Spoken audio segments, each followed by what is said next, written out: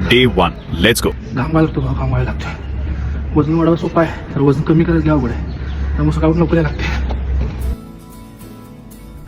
आज सहज weight check केलं आणि डोळ्यांवर विश्वासच बसला नाही. चक्क 106 किलो.